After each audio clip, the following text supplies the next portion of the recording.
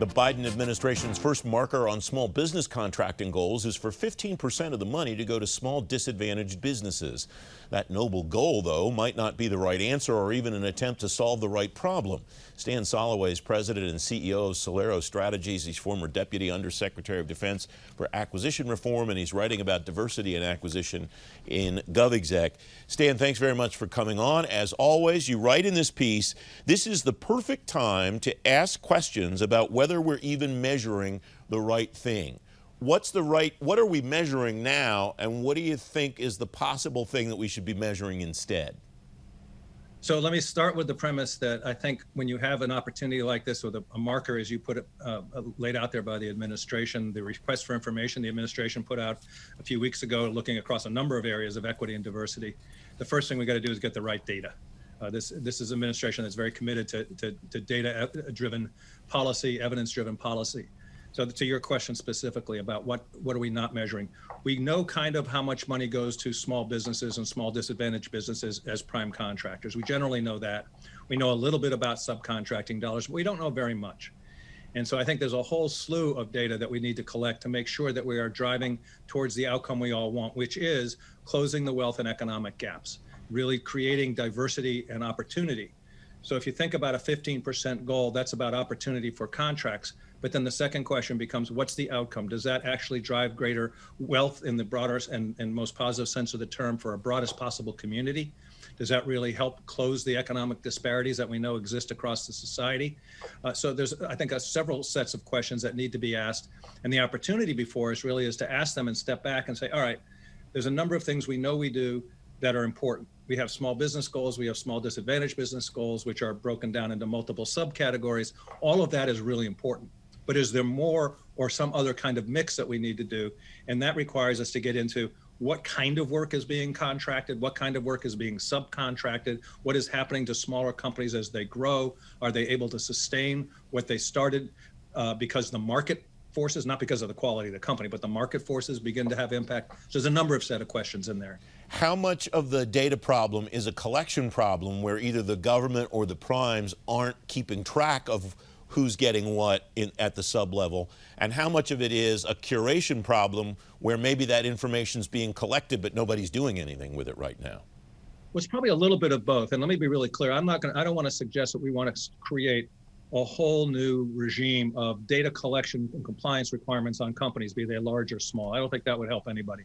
But I do think there's data available, and technology enables us to capture depths and detail in data that we never could capture before. So there's a little bit of data that's out there that probably is not being curated, as you put it, curated well. But then there's other data that could relatively easily be collected to start looking at some of the key points. I'll give you one example.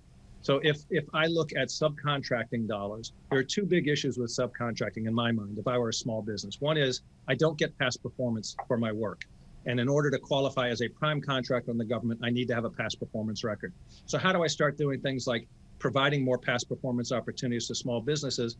Second, how do I look at the quality of the work, the nature of the work? Is there value, high value work that actually can enable upward mobility as opposed to sort of flat commoditized work that's being subcontracted?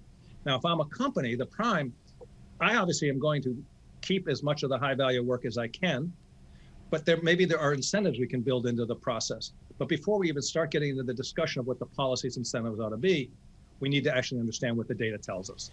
All right, you call this RFI unusual in this piece. What about it is so much different than what we've seen before?